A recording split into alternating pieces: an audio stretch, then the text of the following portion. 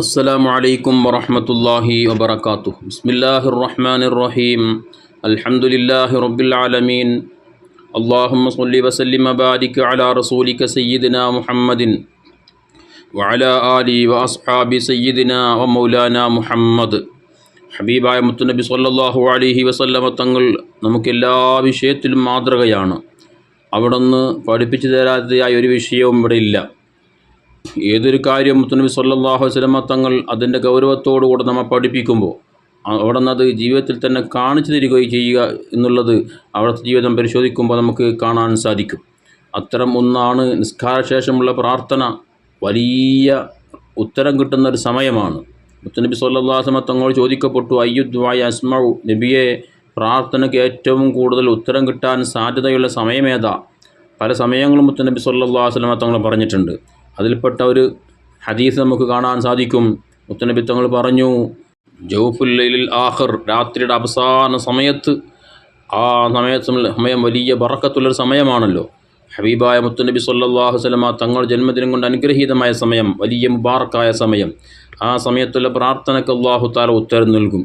മറ്റൊന്ന് പറഞ്ഞു, അത് ബറസ്സലാത്തുൽ മക്തൂബാത്ത്, 5 നേരം നിസ്കാരശേഷമുള്ള പ്രാർത്ഥന. ആ സമയത്തുള്ള ദുആക്കും അല്ലാഹു തആല ഉത്തരം നൽകുമെന്ന് ഹബീബായ മുത്തുനബി സ്വല്ലല്ലാഹു അലൈഹി വസല്ലമ തങ്ങൾ പഠിപ്പിച്ചിട്ടുണ്ട്.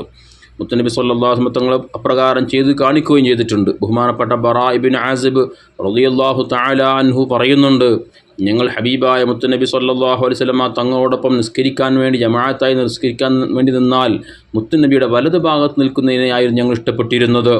കാരണം അവിടെ നിസ്കാരം കഴിഞ്ഞാൽ വലതു ഭാഗത്തേക്കൊന്ന് തിരിയും. വലതു ഭാഗത്തേക്ക് തിരിഞ്ഞ് മഅ്മൂമിങ്ങളിലേക്ക് തിരിഞ്ഞിരിക്കാറുണ്ടായിരുന്നു. അങ്ങനെ തിരിഞ്ഞിരിക്കുമ്പോൾ മുത്തുനബി സ്വല്ലല്ലാഹു അലൈഹി വസല്ലമ തങ്ങളെ കാണാൻ വേണ്ടി ഞങ്ങൾ മുത്തുനബിയുടെ വലതുഭാഗത്ത് തന്നെ ഇരിക്കാറുണ്ടായിരുന്നു.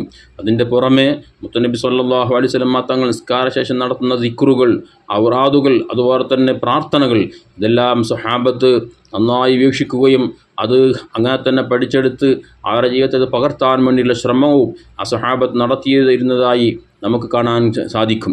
ബഹുമാനപ്പെട്ട ബറാ ഇബ്നു ആസിബ് റളിയല്ലാഹു തആല അൻഹു പറയുന്നുണ്ട്, മുത്തുനബി തങ്ങൾ വലതുഭാഗത്തേക്ക് തിരിഞ്ഞിരിക്കുമ്പോൾ മുത്തുനബിയെ തങ്ങളെ കാണാൻ വേണ്ടി ഞങ്ങൾ മുത്തുനബിയുടെ വലതുഭാഗത്ത് തന്നെ ഇരിക്കും. എന്നിട്ടോ അവിടുന്ന് നടത്തിയൊരു പ്രാർത്ഥന, അതും ബറാ ഇബ്നു ആസിബ് റളിയല്ലാഹു തആല അൻഹു പറയുന്നുണ്ട്, അല്ലാഹുമ്മ ഖിനി അദാബക് യൗമ തുബ്അസ് ഇബാദക്. ഇമാം മുസ്ലിം റളിയല്ലാഹു അൻഹു ഉദ്ധരിക്കുന്ന ഹദീസാണ്.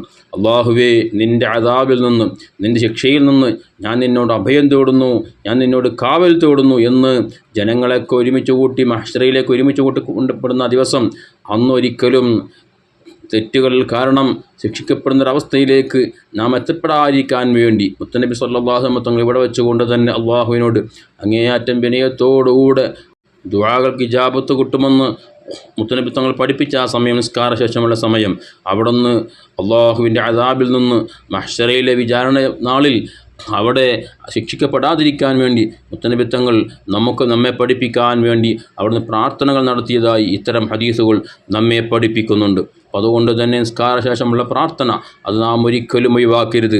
ചില വഹാബികൾ അല്ലെങ്കിൽ പുത്തൻവാദികൾ ചെയ്യുന്നത് പോലെ നിസ്കാരം കഴിഞ്ഞ ഉടനെ എഴുന്നേറ്റ് പോകുന്ന സ്വഭാവം അതൊരു മുഅ്മിനിൻ്റെ സ്വഭാവമല്ല. കാരണം പ്രാർത്ഥനയും നിസ്കാരം പോലെ വലിയൊരു ഇബാദത്താണെന്ന് ഹബീബ് സ്വല്ലല്ലാഹു അലൈഹി വസല്ലം തങ്ങൾ തന്നെ നമ്മെ പഠിപ്പിച്ചിട്ടുണ്ട്. അവിടുത്തെ ചര്യ പിൻപറ്റണമെന്ന് ആഗ്രഹിക്കുന്ന ഒരു വ്യക്തി പോലും നിസ്കാരശേഷമുള്ള പ്രാർത്ഥനയും ദിക്റുകളും കഴിയാതെ എഴുന്നേറ്റ് പോവുക എന്നുള്ളത് ഉണ്ടാവുകയില്ല.